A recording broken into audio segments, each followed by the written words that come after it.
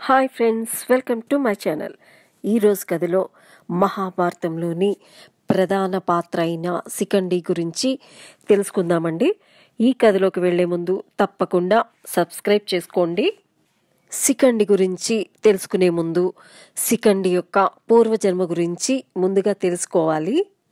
భీష్ముడి యొక్క సోదరుడు విచిత్ర వీర్యుడికి స్వయంవరం కోసం కాశీరాజు దగ్గరికి వెళ్ళి స్వయంవరంలో గెలుచుకొని అంబిక అంబాలికలను తీసుకువస్తాడు భీష్ముడు. అప్పుడు భీష్ముడి దగ్గరికి వచ్చి, గంగేయ, నా మనసంతా సాల్వభూపతి మీద ఉంది. అతనే నా ప్రాణనాయకుడు. మనసు లేని మనవు క్షేమం కాదు. నన్ను సాల్వుని దగ్గరికి చేర్చవా? నా చెల్లెళ్ళిద్దరిని నీ తమ్ముడికిచ్చి పెళ్లి చేయి అని వేడుకుంటుంది. అప్పుడు భీష్ముడు అంబని సాల్వదేశానికి పంపిస్తాడు. సాల్వుడు అంబని చేసుకోవడానికి నిరాకరిస్తాడు. నువ్వంటే ఇష్టమున్నా వేరొకరు చేజిక్కించుకున్న విజయ ఫలాన్ని నేను అందుకోలేను అని పురుషంగా వెళ్ళిపోమంటాడు. తిరిగి హస్తినాకొచ్చి అంబ భీష్ముడిని వివాహం చేసుకోమని అడుగుతుంది. అప్పుడు భీష్ముడు, నేను బ్రహ్మచారిని, చేసుకోనని చెప్తాడు. అప్పుడు అంబ, నీ వల్లనే నా ఆశలన్నీ నేలకొరిగాయి. నీపై నేను ప్రతీకారం తీర్చుకుంటాను భీష్మ, నేనే నిన్ను సంహరిస్తానని శపథం చేస్తుంది.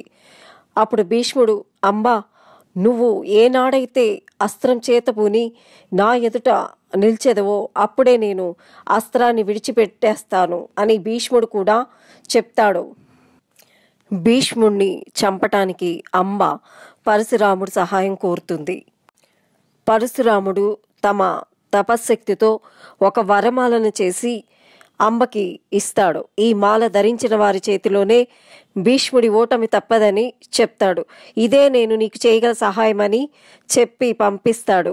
ఆ వరమాలను ధరించే వారి కోసం అంబ ఎందరినో అడిగి లేదని మించుకొని చివరకు ద్రుపదుడిని మాల ధరించి భీష్ముడిని ఎదిరించమని వేడుకుంటుంది.